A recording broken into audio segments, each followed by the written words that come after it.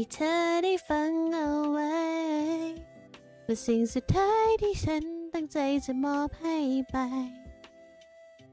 แต่กลั่นออกมาจากใจและเธอแค่เดียวเท่านั้นแต่ตอนนี้ยังมีเวลาที่ฉันจะหาเหตุผลดีๆมาชุดรั้งเธอตอนนี้มาแล้วครับมาแล้วครับ67เหรอวะ มาแล้วครับ It's Friday way It's Friday way สวัสดีครับสวัสดีครับดีครับสวัสดีครับดีครับมาแล้วสวัสดีค่ะลูกผู้ชายพันธุ์ดีเป็นฮีโร่ยิ่งพูดมันยิ่งแปลกๆนะมันรู้สึกแปลกๆนะวีคนี้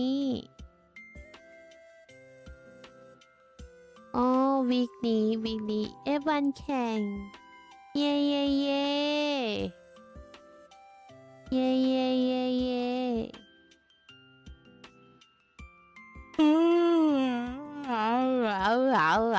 ทำไมมาไลฟ์ดึกแบบนี้อยู่รอส่องเลยเหรอครับรอส่องเลยแต่จะไปนอนละจะไปนอนละคืออยู่ว่าอยู่จะนั่งทำงานนิดๆหน่อยๆแต่ว่ากำลังคิดอยู่สักเที่ยงคืนเนี่ยก็จะไปหลับแหละนะสักเที่ยงคืนมันก็จะไปหลับนะครับตัวกระป๋อง Sword of Fury What the fuck ช่วงนี้เนี่ยเป็นไงกันบ้างคะทุกคนวันนี้วันอะไรวันนี้วันพฤหัสแหละเสียงยังพร้อมเหมือนเดิมเลยนะจริงครับลืมถามเลยวันนี้เป็นไงบ้างคะวันนี้สนุกไหม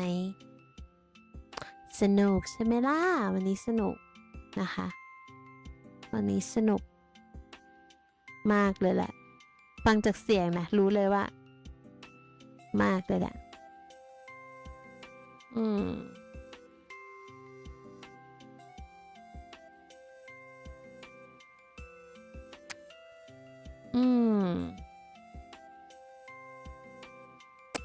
อันนี้กำลังนั่งอ่านข่าวช่วงนี้เนี่ยมิจฉาชีพเยอะมากนะคะแบบเป็นรูปแบบเลยเนาะ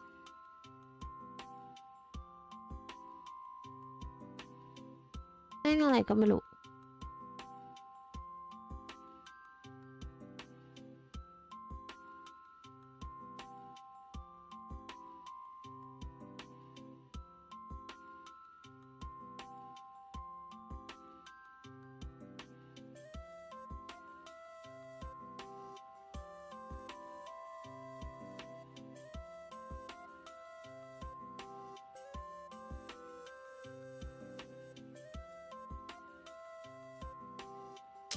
โอ้โหอะไรวะเนี่ย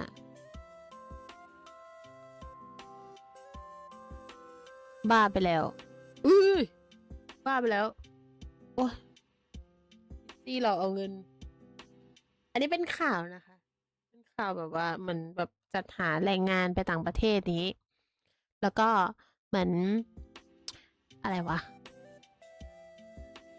เหมือนให้จ่ายค่าแรกเข้าเพื่อจองโควต้าอะไรสักอย่างหนึ่งก่อนแล้วก็หายวับไปเนาะบางคนที่เจอนะอันนี้เราแค่นี้ประมาณคร่าวๆก่อนช่วงนี้ก็สบายดีครับไปเที่ยวงาน54มาสนุกมากๆแถมไปดูไลฟ์พี่สาวคนหนึ่งมาฮิวใจมากๆเลยพี่เขาใจดีน่ารักมากๆเลยจริงเหรออย่าบอกชื่อเลยทำใจไม่ได้ตอนนี้อย่าบอกชื่อเลยทำใจไม่ได้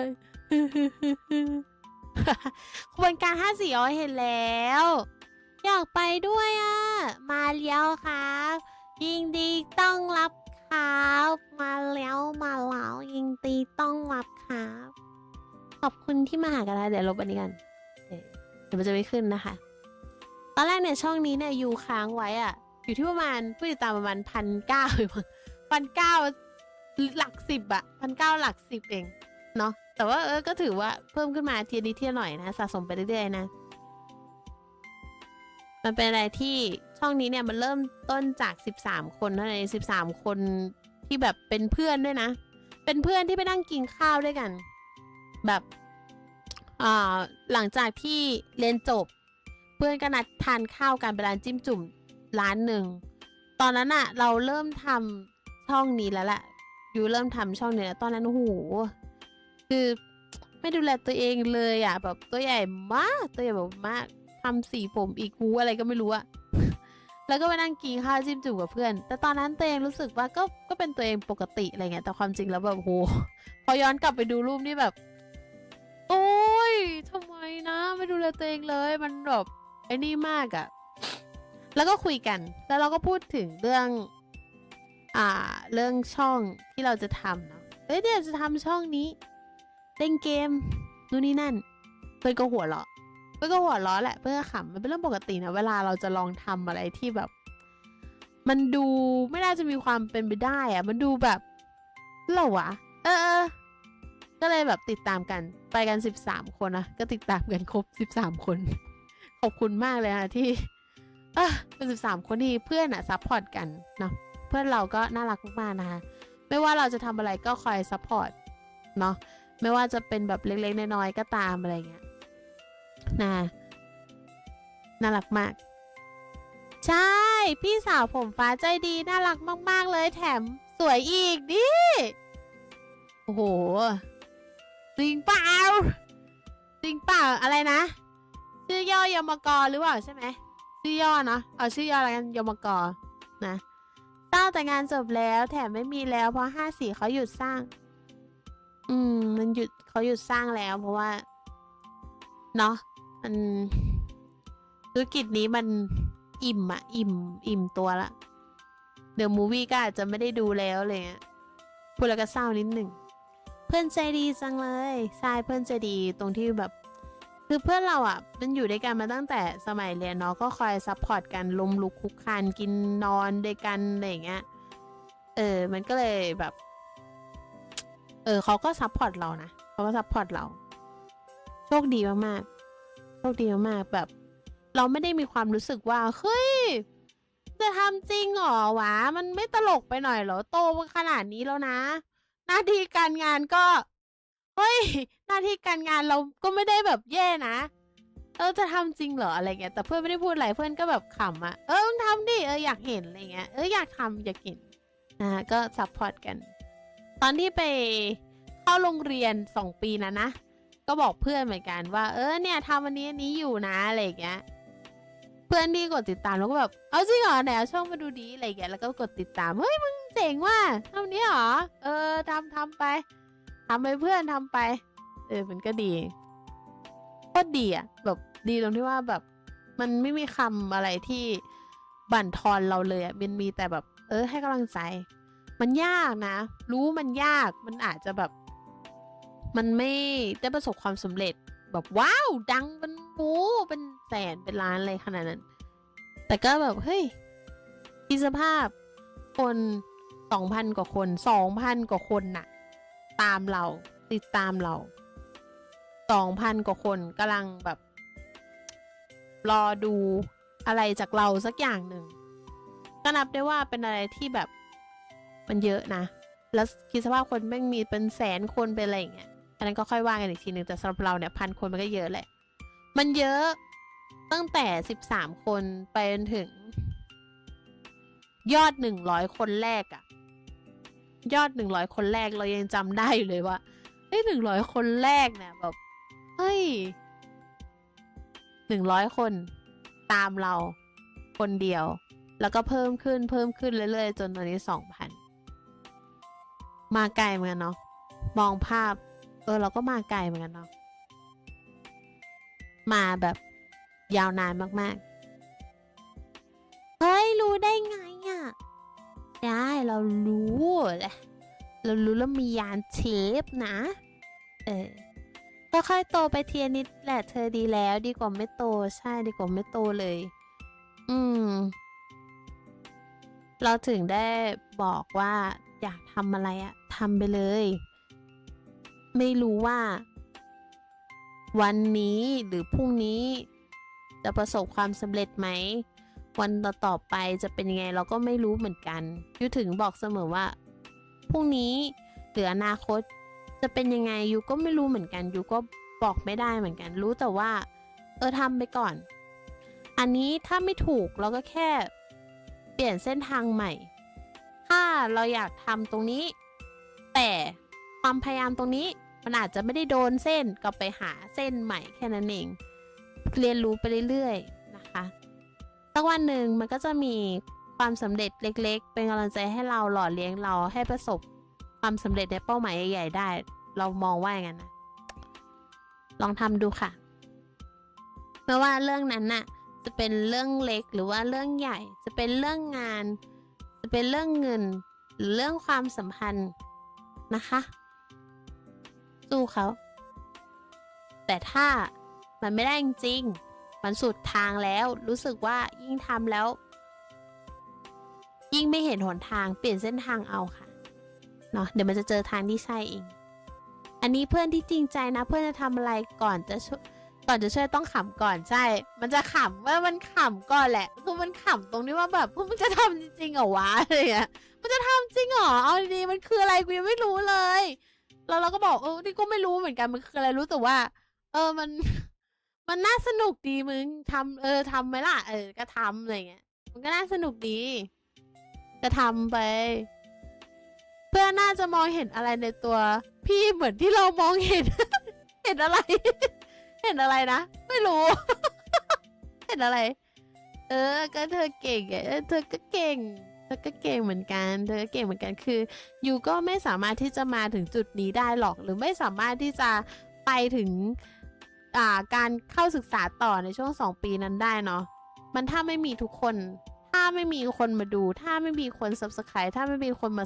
สนับสนุนเรามันก็ไม่มียูหรอกมันก็ไม่มียูจนถึงตรงนี้หรอกจริงๆนะคะความสามารถระดับเธอมีโอกาสเป็นไปได้อยู่แล้วเก่งขนาดนี้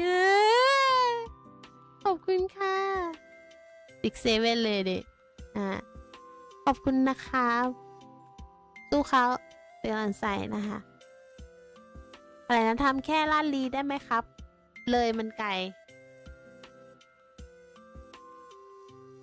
อยู่ในบ้านอยู่ในบ้านอุ้ยแผนตายเธอไม่ได้เขียนเลยแต่สปอยเลยแล้วกันเพราะว่าคือสำหรับใครที่นะคะกำลังฝึกวาด FA อยู่นะคะกำลังฝึกวาดแฟนอาร์ตอยู่หรือว่าวาดเป็นการ์ตูนแก๊กอยู่นะคะยูมีกิจกรรมไหมทุกคนนะคะเป็นกิจกรรมFA นะคะตั้งแต่วันนี้เลยนะคะวันนี้ได้เลยนะคะใช้แฮชแท็กยูมิโก FA นะคะเดี๋ยวพิมพ์ให้นะคะเป็นกิจกรรมซึ่งกิจกรรมนี้นะคะยูมีรางวัลให้เช่นเดียวกันแต่มีรางวัลอะไรนั้นขออุบไว้ก่อนนะคะเนาะก็คือเป็นรางวัลแบบเล็กๆน้อยๆจากยูนะคะที่อยากให้นะคะสำหรับคนที่แบบกำลังฝึกวาดแฟนอาร์ตอยู่นะคะหรือว่าฝึกวาดการ์ตูนแก๊กอยู่ทำมีมก็ได้เหมือนกันนะคะมีมก็ได้เหมือนกันนะจ๊ะแก๊กฟิล์มต่างๆก็ได้เหมือนกันเนาะโดยที่ยูเนี่ยจะขอนำภาพ FA นะคะหรือว่าแก๊กการ์ตูนต่างๆเนี่ยลงบนเพจยูนะคะใช่วาดเสร็จไป 3-4 รูปแล้วนะคะก็คือยูมีของตอบแทนให้นะคะเป็นรางวัลนะจ๊ะ3 อันดับแรกแล้วกัน3 อันดับแรกนะคะที่ถูกใจยูที่สุดนะคะยูจะมีของรางวัลเล็กๆให้นะคะอาจจะไม่ได้ใหญ่มากนะคะก็คือยูจะขอนำไปลงบนเพจ Facebook นะคะยูมิโกะ CH นะคะได้เดี๋ยวจะทำรูปออกมาประกาศอีกทีหนึ่งนะจ๊ะอันนี้มาสปอยก่อนประมาณนี้เนาะก็คือส่งได้เลยนะคะตั้งแต่วันที่16นะคะแปะที่ห้องนี้นะคะเดี๋ยวเอาให้ดูแปะที่ห้องนี้นะคะทุกคนนี่ห้องนี้ได้เลยนะคะส่ง FAU นะเห็นใช่ไหมนะคะพอดีว่ายูมองว่ายูอาจจะไม่ได้เล่น X นะคะยูอาจจะไม่ได้เล่น X ณตอนนี้นะเพราะว่ายังมองว่า X อาจจะยังไม่ได้ สำหรับยูยังอาจจะยังไม่ได้จำเป็นนะคะแต่ ไม่แน่หรอกอนาคตอาจจะเปลี่ยนใจนะคะ แต่ตอนนี้ก็คือยังแบบยังไม่ได้เล่นเองแล้วกันแต่ว่าเดี๋ยวจะโพสต์รูปนะคะที่ทุกคนส่งมาเนี่ยในห้อง Discord นะคะหรือว่าถ้าใครจะลงเฟซแล้วแฮชแท็กยูมิโกะ FA มาก็ได้เช่นเดียวกันนะครับผมนะจ๊ะหรือว่าถ้าใครแบบเฮ้ยเขินส่งมาห้องนี้ก็ได้นะคะอยู่เข้าไปส่องอยู่แล้วแล้วก็เดี๋ยวจะไปโพสต์ลงอุ้ยเดี๋ยวจะไปโพสต์ลงเพจยูมิโกะให้นะคะพูดแล้วอาจจะดูเมาๆหน่อยเพราะว่าเริ่มลิ้นเปียแล้วเริ่มไปละลิ้นเริ่มไปช่วยด้วยลิ้นเริ่มปรือๆนะคะเริ่มปรือๆละเริ่มจะปรือๆละเริ่มจะมึนๆละช่วยด้วยนะคะเออเจาะจงเพราะไหมครับหรือว่าแค่หน้าแก๊กได้หมดเลยได้หมดเลยนะคะผมเดี๋ยวพิมพ์ให้นะจ๊ะการตัวเองลืมด้วยเพราะว่าวันนี้เนี่ยอยู่งานแบบกว่าจะเลิกใช่ไหมเราตั้งใจว่าจะทำรูปทำอะไรมากราฟิกแล้วมาแปะปึ้งแต่กว่าจะกลับบ้านกว่าจะมาถึงบ้านกว่าจะอะไรโอ้ยไปก่อนชีวิตแบบโอ้ยสุขิดชีวิตจะสุขิดแต่ยังไงเราทำได้เป็นกิจกรรมนะคะไม่ต้องเสียเงินเลยไม่ต้องเสียเงินไม่ต้อง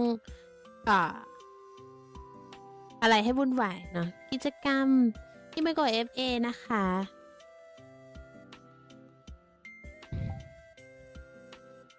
ปึ๊บแปลนอาร์ตละกันเนาะจะได้เข้าใจง่ายนะคะแปลนอาร์ตแอนมีมเลยเรื่องมีมเรื่องแก๊งเนี่ยผมชอบมากเลยล่ะการเป็นมีมแต่ มันไอเลิฟแล้วล่ะมันไปแล้วมันDAG นั่น DAG นะครับถนัดชอบแนวชุดเกราะได้หมดเลยนะคะได้หมดเลยจ้ะได้หมดเลยได้หมดเลยแต่ถ้าเป็นสุ่มเนี่ยก็น่าสนใจนะสำหรับยูชอบสุ่มเพราะว่า FA ทุกอย่างเนี่ย FA ทุกอย่างกับพวกมีมทุกอย่างคือยูชอบหมดแหละถ้าหาที่ถูกใจที่สุดเนี่ยอาจจะยังเพราะว่าถูกใจหมดทุกอันเลยเพราะฉะนั้นนะคะเป็นสุ่มดีกว่าของรางวัลนะคะสุ่มเป็นแบบสุ่ม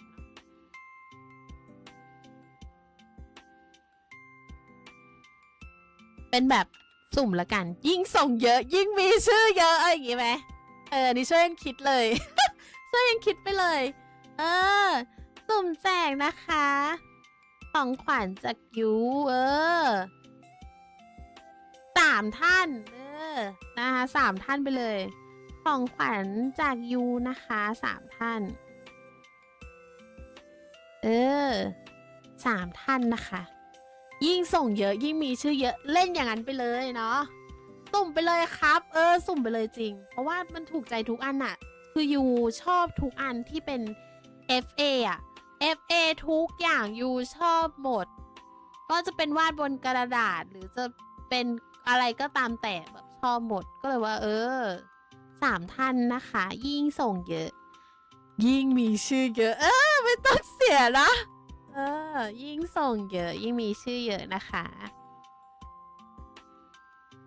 ยิ่งมีสิทธิ์เยอะสิทธิ์ลุ้นจ้ายิ่งมีสิทธิ์เยอะจ้าอู้หูว้าเป็นไงชอบสุ่มอะมันตื่นเต้นเนาะโอเคนะคะโดยยูจะบอกก่อนว่าเดี๋ยวจะขอนำไปลงเพจนะคะโดยภาพนะทุกภาพอันนี้ก็คือต้องบอกก่อนว่าเดี๋ยวยูจะไปลงบนเพจนะคะว่าอันนี้เป็นของใครอยากให้ลงชื่อแอคไหนก็อย่าลืมพิมพ์มาด้วยนะคะทุกภาพจะนำไปลงบนเพจนะคะ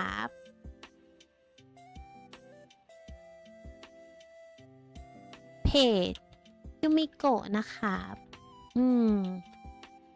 เนาะ นะครับปุ๊บปุ๊บปุ๊บปุ๊บปุ๊บปุ๊บนี่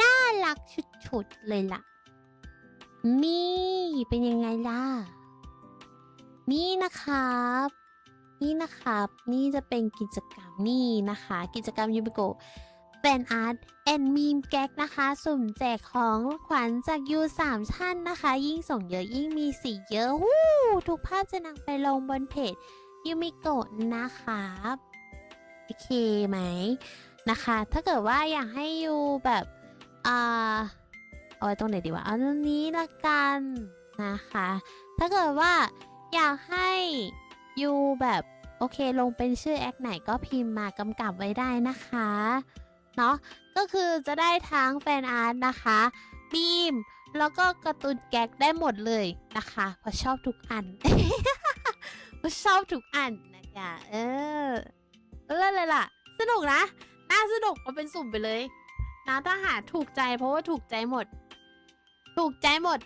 ชอบหมดเลย I love ทุกอันทุกอันน่ะเพราะว่าการที่เราจะสร้างรูปหรือว่าการที่เราจะทำผลงานอะไรออกมาได้แต่ละชิ้นเนี่ยมันต้องใช้เวลาแล้วก็กำลังเป็นอย่างมากเนาะและที่สำคัญคือมันจะต้องรู้สึกดีกับตัวเองมันจะต้องเป็นสิ่งที่เราทำแล้วเรามีความสุขเพราะฉะนั้นถ้าเกิดว่าเราทำเพื่อให้ใครอีกคนนึงถูกใจเนี่ยอาจจะยังเพราะฉะนั้นนะคะอยากให้ทุกคนมีความสุขกับกิจกรรมที่ตัวเองชอบนะคะทั้งกิจกรรมที่วาดรูปนะคะหรือชอบทำมีหรือชอบทำแก๊กนะคะอย่างแรกเนี่ยที่ยูอยากจะขอก็คือให้ทุกคนมีความสุขกับสิ่งที่ตัวเองทำนะคะเนาะแล้วฉันจะเอาไปเผยแพร่รูปของพวกเธอเองนะคะในอ่านเมนซีไม่ได้อ่านเลยมัวแต่พิมพ์นะคะต้องวาดให้สวยเหมือนเธอไหมครับคนดีเฮ้ยเอาแบบว่าปุ๊กปิ๊กกระดุกกระดิกได้หมดนะตลกก็ได้มีมก็ได้นะ งั้นขอวาดแนวเดิมนะพี่ยูแปลงร่างได้เลยนะตุ่มไปเลยค่ะตื่นเต้นนะลงมาแล้วเธอโอเคเบยเดี๋ยวว่างไปฝึกนะได้เลยนะคะเอาว่างๆนะคะส่งได้ถึง30กรกฎาคมนี้นะคะถึง30กรกฎาคมนี้นะจ๊ะเพราะว่าวันที่30มันจะเป็นวันดีเดย์ของเรานะมันจะเป็นวันมารุมมาตุ้มนะคะเพราะว่าอยู่จะเอาหมอนข้างที่เก็บงำไว้เป็นความลับมาตลอดกี่ปีวะ2 ปี2 ปีนะคะ2 ปีที่มันถูกฝังไปแล้วยูจะขุดมันขึ้นมาใหม่นะคะซึ่งจะมีแค่คนเดียวเท่านั้นที่จะได้ไปนะครับผมแล้วก็มีเสื้อให้เป็นสุ่มแจกเหมือนกันนะ1 ตัวนะเป็นระบบสุ่มนะคะซึ่งเสื้อเนี่ยไม่ได้เกี่ยวกับกิจกรรมแฟนอาร์ตนะคะผมแต่ว่ากิจกรรมแฟนอาร์ตเนี่ยยูจะมีของขวัญแยกตั้งหากให้นะคะแล้วจะเป็นอะไรก็รอลุ้นกันนะครับนะจ๊ะจัดไปนะเดี๋ยวทำสนุกไอเดียเยอะแต่ไม่มีเวลาอยากลองให้พี่ยูเป็นกาโอเรนเจอร์พอดีอุ้ยกาโอเรนเจอร์เหรอสีฟ้าแน่นอนน่ะมันต้องเป็นสีฟ้าเพราะว่ายูชอบสีฟ้านะแปลกมากเลยเนาะจากคนที่ชอบสีฟ้าสู่การเป็นสีฟ้าเองอุ้ยขนลุกแล้วสระอูเหมือนกันฉันก็ขนลุกนะฉันก็ขนลุกเหมือนกันแบบเฮ้ยฉันก็ขนลุก พรหมลิขิตบันดาลชักพาอะไรก็เป็นไปได้เนาะโชคชะตามันพาไปจริงๆตอนแรกอะอย่างที่ยูเล่าให้ฟังมาตั้งแต่แรกๆเนี่ยคือยูก็ไม่คิดว่ายูจะได้เหมือนกันจริงๆนะยูก็ไม่คิดว่ายูจะได้เหมือนกันเพราะว่าตอนนั้นอะยูกำลังแบบกำลังมาตอนนั้นเล่นผ่านออฟเอ็กไซใช่ไหมแล้วแบบเฮ้ยมันกำลังได้ตอนนั้นก็วางคอนเทนต์แล้วนะว่าจะทำอะไรก็จะบอกเฮ้ย1 2 3 4แต่ว่ามันได้แบบไปศึกษาต่อก่อนก็เลยว่า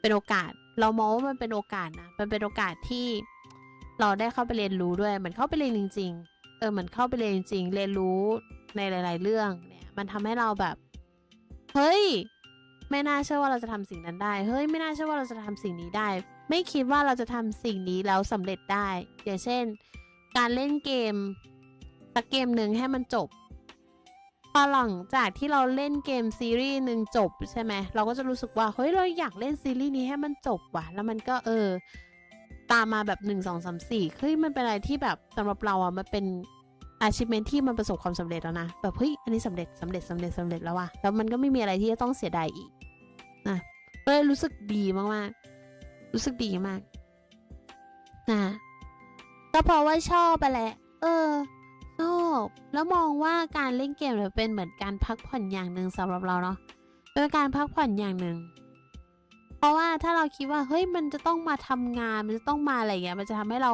รู้สึกแบบไม่อยากทำพอเราเปลี่ยนสิ่งที่เราชอบเนี่ยให้มันเป็นการพักผ่อนอย่างหนึ่งเช่นการที่แบบเฮ้ยเอาตัวเองออกมาพบเจอคนแบบพูดคุยมาแลกเปลี่ยนกับคนแบบจริงๆอะไรอย่างเงี้ยก็รู้สึกว่าดีเหมือนกันเป็นการพักผ่อนอย่างหนึ่งเพราะว่าปกติอยู่เวลาถ้า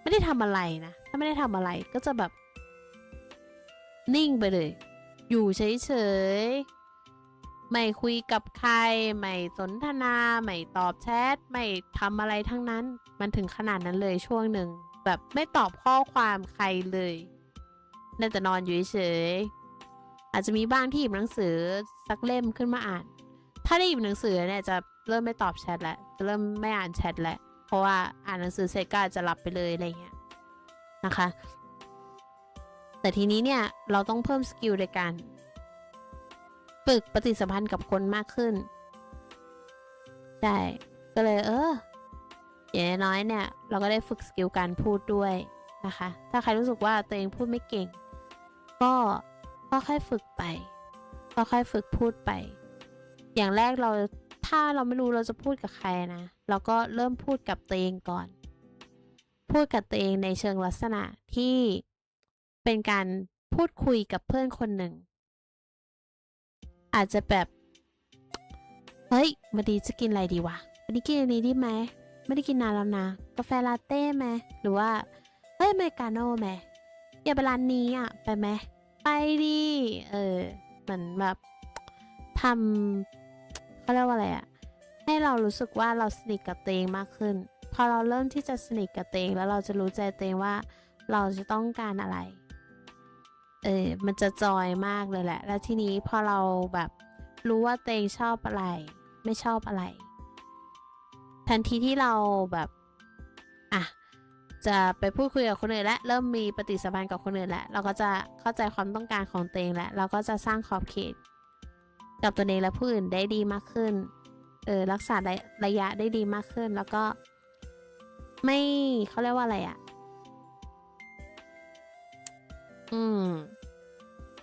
ไม่ทำให้ผู้สนทนาหรือคนที่เรามีปฏิสัมพันธ์ด้วยเนี่ยรู้สึกอึดอัดหรือว่าถ้าอึดอัดเนี่ยก็น่าจะน้อยที่สุดอะไรประมาณนี้นะคะแต่สาระสำคัญในการฝึกสกิลการพูดอย่างที่ยูบอกไปก็คือการพูดคุยกับตัวเองจริงๆพูดแบบออกเสียงเลย พูดแบบออกเสียงเลยนะคะยูรู้สึกว่าวิธีนี้ได้ผลดีมากๆดีมากๆกว่าการพูดในใจแต่การพูดในใจเนี่ยไม่ได้บอกว่าเฮ้ยการพูดในใจมันไม่ใช่สิ่งที่มันไม่ดีนะเพียงแต่ว่าลองพูดแบบออกเสียงดูบ้างเท่านั้นเองก็เพิ่มเข้าไปค่ะนี่ไงเหมาะเลยธีมสรรพสัตว์ค้างคาวน่าจะได้นะใช่แล้วล่ะยูโดนแซวมานานแล้วล่ะไม่ได้เป็นค้างคาวหรอกเป็นซักคิวบัสผมงงเลยแบบว่าเป็นอะไรนะเป็นค้างคาวมาตลอดเป็นฮันดูแรนมาตลอดเป็นซักคิวบัสตอนไหนโอ้พระเจ้าอาจจะเป็นเพราะว่าอะไรนะเราเผลอไปทำเสียงเซ็กซี่หรือเปล่าโดนตีไปเลยเป็นซักคิวบัสเรียบร้อยโดนร้อยอยู่งั้นมาประมาณ2 ปีกว่าพอจะไปเรียนต่ออันนี้เป็นเรื่องที่ยังไม่เคยพูดให้เธอฟังมาก่อนเลยนะจริงๆตอนแรกผมก็จะส่งไปแล้วเหมือนกันครับคนดีแต่เพราะมันติดปัญหาเรื่องการเดินทางเลยไม่ได้ส่งไปแต่เตรียมทุกอย่างไว้หมดแล้วตอนนั้นส่งอะไรมาหรอได้นะถ้าส่งไปแล้ว ดังติดขึ้นมาเราก็เกือบไปเป็นเพื่อนร่วมชะตากรรมด้วยกันแล้วด้วยอ๋อเข้าใจแล้วเก็ตเรื่องแต่ขอลองไปทำตามนะ จริงคือยูมองว่าการที่เราลงสมัครอะไรก็ตามแต่เราส่งไปก่อนยูก็ส่งแบบส่งไปก็ส่งไปนะก็ส่งไปมีที่ไหนที่แบบเรารู้สึกว่าเราสนใจเรายูก็จะส่งไปมันมีบางที่ที่แบบได้สัมภาษณ์แล้วอะไรเงี้ยแต่ว่าเซนส์อะมันรู้สึกแบบดูจากองค์ประกอบหลายๆอย่างแล้วเราอาจจะยังไม่ชอบก็ไม่เป็นไรก็ไปที่ใหม่แล้วเราก็ส่งไปไม่ติดก็ไม่เป็นไรเพราะเราส่งไปอีกเราไม่รู้เลยนะว่าจะติดหรือไม่ติดแต่เราส่งไปก่อนส่งไปหลายที่เหมือนกันติดไม่ติดแต่ขอให้ส่งอย่างน้อยอะความสำเร็จเล็กๆของเราเนี่ยก็คือสำเร็จแล้วเช่นการส่งไปทั้งที่ใจเรายังกลัวหรือทั้งที่ใจเรายังไม่กล้าแต่ส่งไปแล้วติดไม่ติดช่างมันแต่ตอนนี้สำเร็จในเรื่องของการส่งแล้วก้าวผ่านความกลัวของตัวเองได้แล้วนี่คือสำเร็จแล้วนะคะความสำเร็จเล็กๆน้อยๆเนี่ยส่งผลให้เราสำเร็จในระยะยาวจริงๆเป็นเรื่องที่จริงมากๆนะคะพวกคุณอาจจะฟังไลฟ์โค้ดมาเป็น10เป็น100แล้วแหละที่พูดประโยคคลีเช่แบบนี้นะเราเข้าใจนะเราเข้าใจเพราะเราก็ฟังมาเหมือนกัน เราก็ฟังมาเหมือนกันเหรอวะเฮ้ยเหรอวะคือฟังแล้วมาประยุกต์ใช้อะมันดีนะมันดีเพราะบางครั้งเนี่ยบางทีเราเกิดมาใช้ชีวิตอะเราไม่ได้เกิดมาพร้อมคู่มือใช่ไหมล่ะเราก็ไม่รู้หรอกว่าทำอันไหนแล้วดีทำอันไหนแล้วไม่ดีทำอันนี้แล้วกระทบกับใครทำอันนั้นแล้วมันกระทบกับตัวเรายังไงมันก็จะมีแบบการพึ่งพาจากประสบการณ์คนอื่นๆเนาะมันก็เลยก่อเกิดกำเนิดไลฟ์โค้ดขึ้นมาเพราะว่าเราเกิดมาเราก็ไม่อาจรู้ได้หรอกว่าการใช้ชีวิตแบบนี้มันถูกหรือผิดมันผิดหรือถูกสังคมที่ใช้ชีวิตกันมาทุกวันนี้มันถูกหรือเปล่า100%เลยยังไม่รู้เลยการบริหารแบบนี้ระบบแบบนี้สำหรับที่นี่มันอาจจะอย่างลากลึกจนจากคำว่าผิดอาจจะกลายเป็นถูกคำว่าถูกอาจจะกลายเป็นผิดในขณะที่ประเทศอื่นๆรอบข้างมีระบบที่ดีมากกว่านี้หรืออะไรก็ตามแต่นั่นแหละโดยสรุปรวมๆแล้วเนี่ยอย่างที่บอกพอเราเกิดมามันไม่ได้เกิดออกมาพร้อมคู่มือเพราะฉะนั้นใช้ไปเถอะลองผิดลองถูกให้มันรู้ฟังประสบการณ์คนนั้นบ้างฟังประสบการณ์คนนี้บ้างให้มันเป็นบทเรียนมองไปเลยว่าเราอยากจะมีชีวิตแบบนี้ไหมยกตัวอย่างเคสอย่างเช่นมีคนติดการพนันติดอย่างหนักมากได้เงินไหมได้เงินจริงได้เงินก้อนมาอาจจะสักประมาณ700,000หรือ400,000หรืออะไรก็ตามแต่คือได้เยอะแต่เวลาเสียเยอะชีวิตล่มจมเราก็มองซะว่าเป็นบทเรียนถ้าเกิดว่าเราเป็นคนติดการพนันแบบเขาแล้วก็อาจจะล่มจมแบบเขาเพราะฉะนั้นเส้นทางการติดการพนันก็ไม่เวิร์ก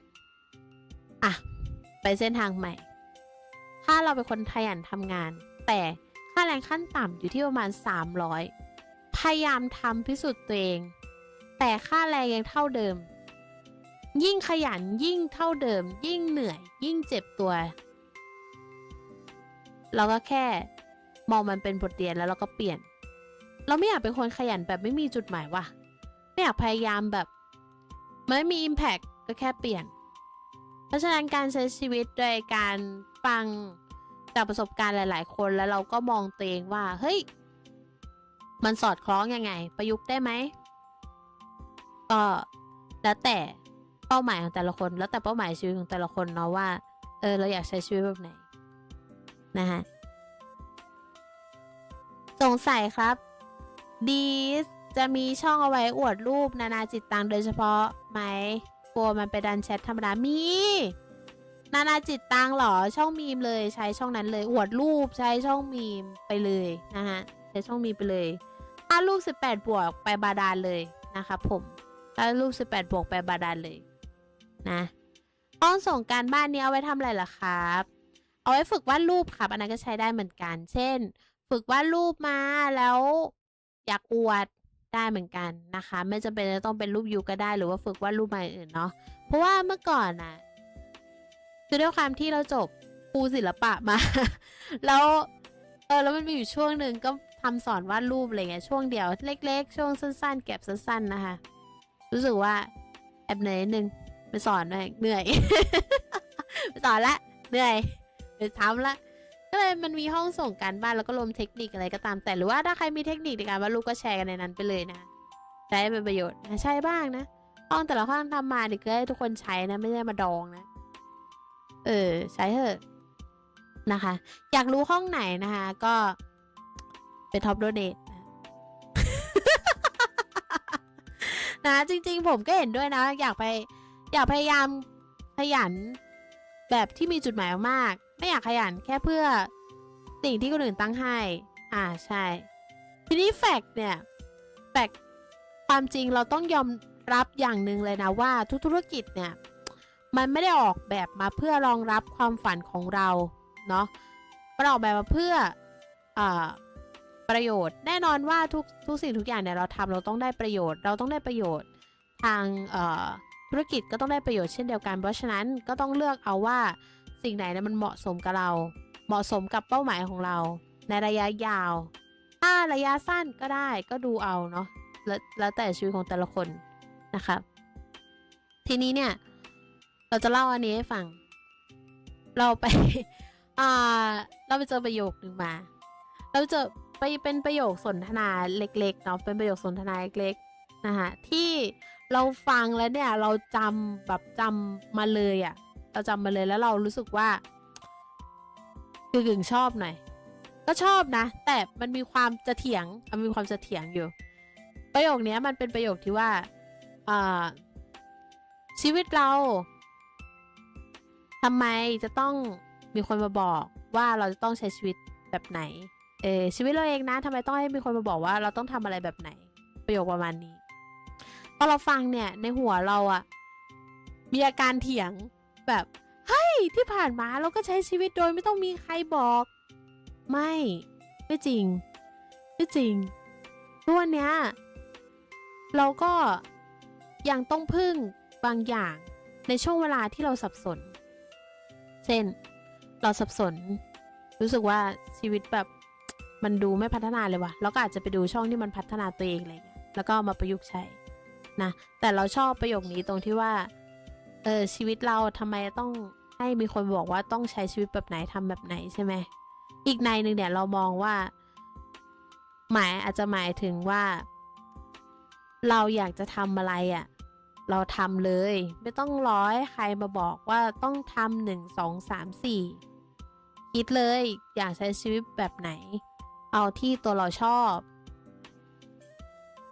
คือต้องมีการฉุดคิดนิดนึงนะต้องมีการฉุดคิดนิดนึงเนาะเพราะว่าถ้าเราเถียงไปเลยเนี่ยหรือสวนไปเลยมันก็อาจจะทะเลาะกันซึ่งไม่ดีสำหรับเรามองว่ามันไม่ดีเนาะเพราะฉะนั้นประโยคนี้เป็นประโยคที่เราจำแล้วรู้สึกชอบนะเราชอบมากมันทำให้เราได้คิดได้ว่าว่ะทำไมต้องรอให้มีคนมาบอกอยากทำอะไรทำแต่ในสิ่งที่เราทำเนี่ยมันจะต้องสอดคล้องกับเป้าหมายของเราด้วยมันต้องสอดคล้องกับชีวิตที่เรากำลังใช้อยู่นะตอนเนี้ยว่ามันพัฒนาไปได้ดีขึ้นหรือยังเพราะว่าถ้าเราแบบ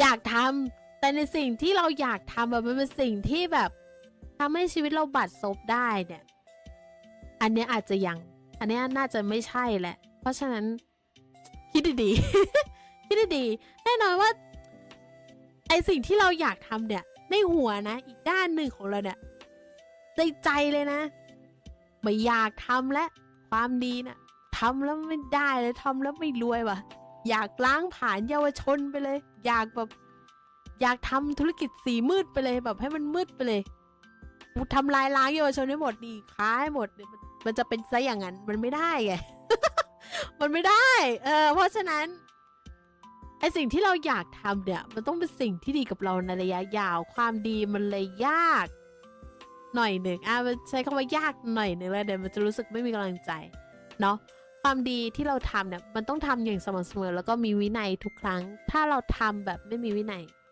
ก็ได้เราอาจจะพักหน่อยก็ได้ไม่เป็นไรหรอกแต่อย่าขาด เพราะว่าสิ่งที่เราทำเนี่ยมันจะส่งผลกับชีวิตเราระยะยาวอย่างแน่นอนเนาะไม่ทางตรงก็ทางอ้อมแหละอุ้ยสวัสดีครับไม่หลับไม่นอนนะโอ้ยน้องแนทไม่หลับไม่นอนว่ะคือยังไงมันนอนไม่หลับเลยมันเลยเป็นยังไงฟังแล้วต้องแล้วก็ค่อยๆคิดดูก่อนใช่ มันต้องฝึกฟังนะฮะมันต้องฝึกฟังเนาะความสัมพันธ์ส่วนใหญ่นะที่เรามองเนี่ยที่ไม่ค่อยยั่งยืนเลยนะขาดการฟังกับความเข้าใจ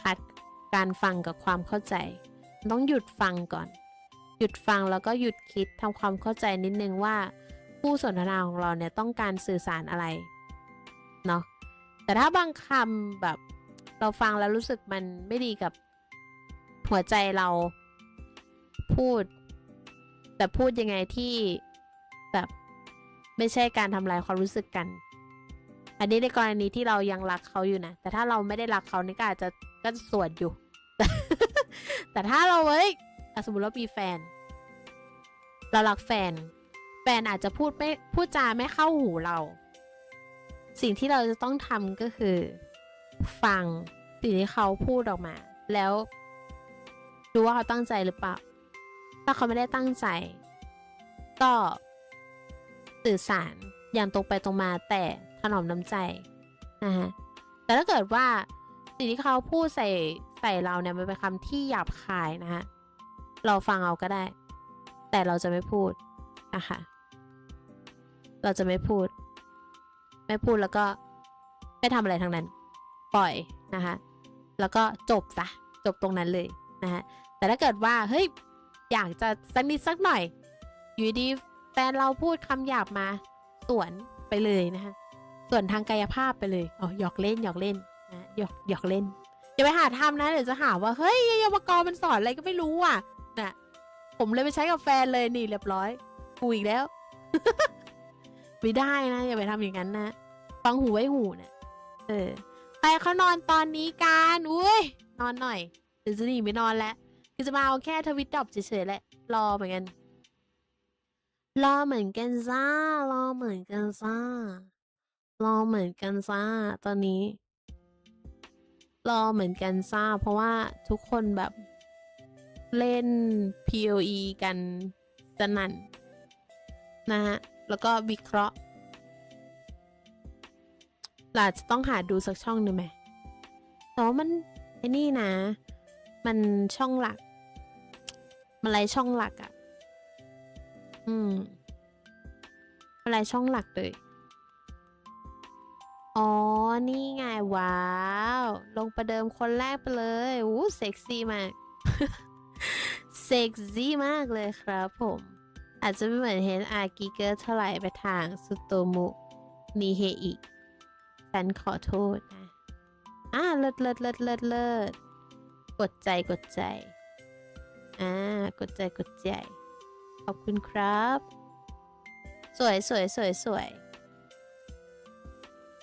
มากดูเป็นค้างคาวเกี้ยวกราดชอบเห็นแล้วนะครับจริงครับเห็นแล้วครับจริงๆอย่าไปทำแบบนั้นกับแฟนนะจริงอย่าไปทำแบบนั้นกับแฟนถ้าเราไม่รักเขาบอกเขาตรงๆนะอย่าให้เขาเดาถ้าวันหนึ่งเราเป็นแฟนกันคบกันไปสักพักอยู่ดีวันหนึ่งเราไม่รักกันแล้วอะบอกเลยสื่อสารกันจะได้ไม่เสียเวลาเนาะจะได้ไม่เสียเวลาซึ่งกันและกันแยกย้ายกันนะคะ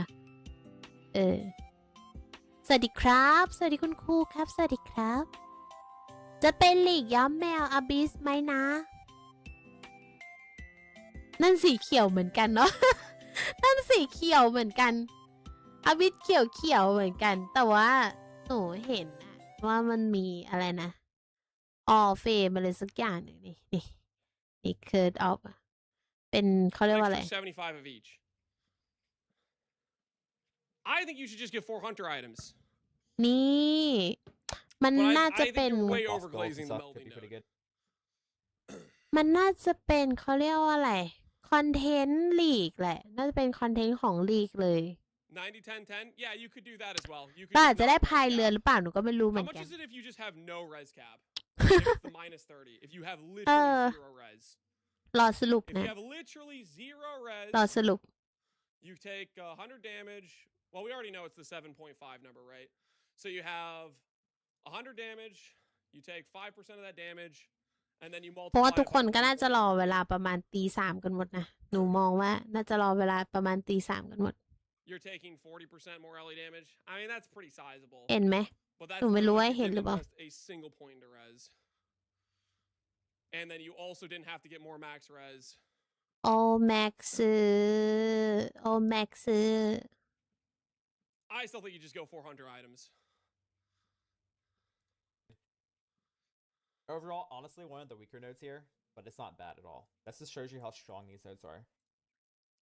And keep in mind, แต่หลุมหน้าปก 25% นี่ taken ใช่ as เลยนะจริง that is a very relevant หนู number. ว่าเราน่าจะเป็นการ If แบบ you wanna พาย go เรือ some ออก armor ทะเล PDR หรือเปล่า scaling, เดาๆเอา it pairs very nicely with 25% of damage getting มัน taken ฟิล off เหมือนประมาณ for that อะไรนะ on the lower Lake armor of numbers Calendar อะไร as สัก well. อย่างหนึ่งที่แบบ ออกไปทางแม่น้ำแล้วก็มี Now, เกาะอะไร this is ไม่ a รู้ขึ้นมา life stacking node specifically, like things like So help me, Garatha.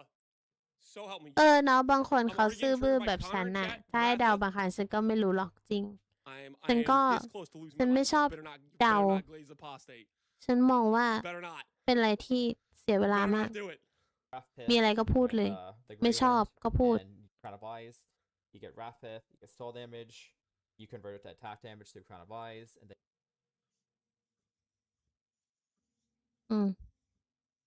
เอาทำไมมันหยุดล่ะ เดี๋ยวแวะมาใหม่ตอนตี 3ได้เลย หนูน่าจะไป Keep นอน after น่ะ me. The หนู way น่า this is จะไป going. หลับปุ๋ย เหมือนกันเดี๋ยวหนูไปนอนได้ไหม I think he's เดี๋ยวตี literally about to 3 หนู hurt me right now. ตื่นขึ้นมาอีกทีนึง I can't Em hear ơi. the words right now, so I'm just. แต่ผมไปหาพระอินทร์ก่อนเลยนี่ have the หรือ Grey จะไป Wind เหมือนกัน shell. ง่วง This แล้ว is pretty good for that. อันนี้ก็ดู It ไป allows you to use นะคะ either ใครอยาก a ดู unique ไป body armor ผม or a ผม rare ไป body นอน armor that puts it. เดี๋ยวตี 3 I'm ผม not มา sure ใหม่ the exact, นะ uh, ไม่ต้อง what โด you เน use ท with ปลุ it. กนะต้องโด But เน I ท think ปลุก you deserve ไม่ it. ตื่น This อยู่ is แล้ว pretty good for that, นะ isn't it? ผม Is ไม่ it ตื่น Garatha? ตามต่อแป๊บเน็ตมือถือ For ดู like อะไร a ก็ไม่ pure ได้ body เอ้ย armor, ตี 1300 3 นะ PS. ทำไมเมาส์เธอมีวิงวิงด้วยล่ะ เท่ปะล่ะเนี่ย มีวิงวิงอ่ะ เท่สุดๆเลยล่ะ so good ก็ไม่รู้เหมือนกันมันมีได้ยังไง อ๋อ มันเป็นอะไรนะ เคอร์เซอร์ And, มันติดมาน่ะ Yeah, it barely makes up for that though. At level 100, you have minus เคอร์ 1200 เซอร์ faith. สักอย่างหนึ่งมันติดมา Overall, นานมากเลย this might be still good for life suckers. I don't really have that much experience I with it personally. I All right, don't all right. Well, know okay, guys, he gave a lot of cap. I don't know why ทำไมมันติดกันมาโล Okay, like at least he's acknowledging that yeah he has no idea. วิ if ง it's good or วิง not. เหมือน It's ความสวย bad. ของ It's เธ bad, อ by เล the ย way. เนาะ yeah, จริง It's a life stacking thing. All right. It might be good. with แต่ Superman แต่ not คิดแล้ว Might ฉัน not ก็ be ตลก good. นั่นแหละ mediocre. Also- I'm not sure แบบโอ้ honestly. ย Valkyrie. สรรหา Talked เอา about this เฟ a ซ second ago. ใครก็ไม่รู้ว่าบอก This เป็น is ฉัน another ฉัน really, งง really เลย good starter node, I think.